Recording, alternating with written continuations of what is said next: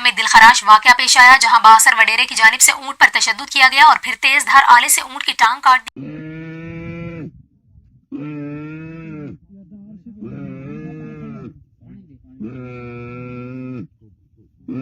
ناظرین، یہ وہی بے زبان جانور ہے جسے سندھ کے علاقے سانگھڑ میں زمین میں گھسنے پر ظالم وڈیرے نے بے دردی کے ساتھ تیز دھار آلے سے اس کی ٹانگ کاٹ لی۔ بسم اللہ الرحمن الرحیم۔ السلام علیکم دوستو، حضرت صالح علیہ السلام نے بھی ہود علیہ السلام کی طرح اپنی قوم کو نصیحت کی، لیکن انہوں نے بھی اسی طرح کفر کیا جس طرح قوم عاد نے کیا۔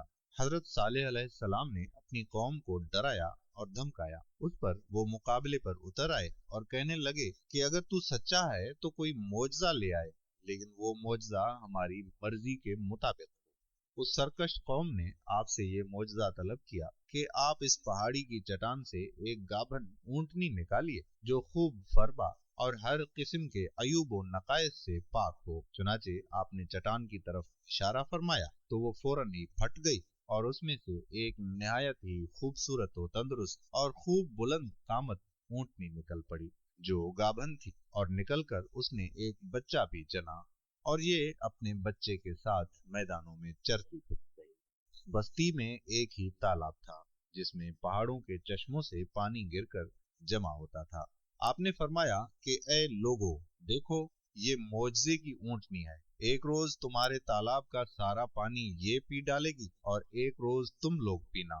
پھر آپ نے قوم سمود کے سامنے یہ تقریر فرمائی کہ اے میری قوم، اللہ کو پوجو، اس کے سوا کوئی معبود نہیں۔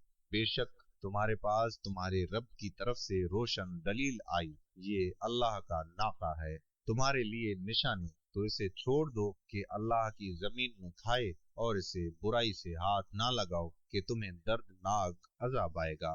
چند دن تو قوم سمود نے اس تکلیف کو برداشت کیا کہ ایک دن ان کو پانی نہیں ملتا تھا، کیونکہ اس دن تالاب کا سارا پانی اونٹنی پی جاتی تھی۔ اس لیے ان لوگوں نے طے کر لیا کہ اس اونٹنی کو قتل کر ڈالیں۔ چنانچہ اس قوم میں قدار بن سالف، جو سرخ رنگ کا، بھوری آنکھوں والا اور پستہ قد آدمی تھا، اور ایک زناکار عورت کا لڑکا تھا، ساری قوم کے حکم سے اس اونٹنی کو قتل کرنے کے لیے تیار ہو گیا۔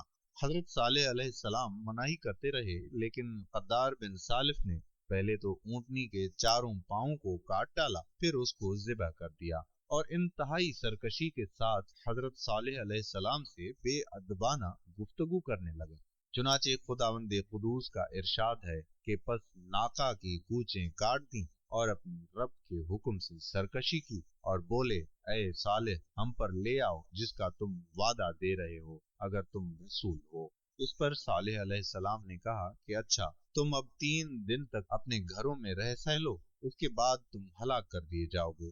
وہ لوگ ڈرنے کے بجائے صالح علیہ السلام کو دھمکیاں دینے لگے، اگر تو سچا ہے تو لے آ عذاب ہم پر۔ اس کے بعد وہ مشورہ کرنے لگے کہ آج رات صالح علیہ السلام کو بھی مار ڈالو۔ انہوں نے آپس میں قسمیں کھا کھا کر یہ عہد کیا کہ آج ہی صالح علیہ السلام اور اس کے گھر والوں پر چھاپا ماریں گے، اور اس کے وارثوں سے کہہ دیں گے کہ ہم اس کی ہلاکت کے وقت موجود نہیں تھے اور ہم بالکل سچے ہیں۔ اب یہ لوگ صالح علیہ السلام کے گھر کی طرف چلے۔ ان کا گھر پہاڑ کی چوٹی پر تھا۔ جب وہ لوگ پہاڑ پر چڑھ رہے تھے تب زمین نے ہچکولے کھانے شروع کر دیے۔ ایک چٹان اوپر سے آئی اور ان تمام کو پیس کر رکھ دیا۔ ان 9 لوگوں کی ہلاکت کے ساتھ ہی اللہ کے عذاب کی شروعات ہو چکی تھی۔ چنانچہ صالح علیہ السلام نے اپنے ساتھیوں سمیت اس بستی کو چھوڑ دیا۔ صبح ہوئی تو لوگوں نے عجیب منظر دیکھا کہ قوم سمود کے تمام لوگوں کے چہرے زرد تھے۔ وہ سب رونے لگے کیونکہ عذاب کے آثار نمودار شروع ہو چکے۔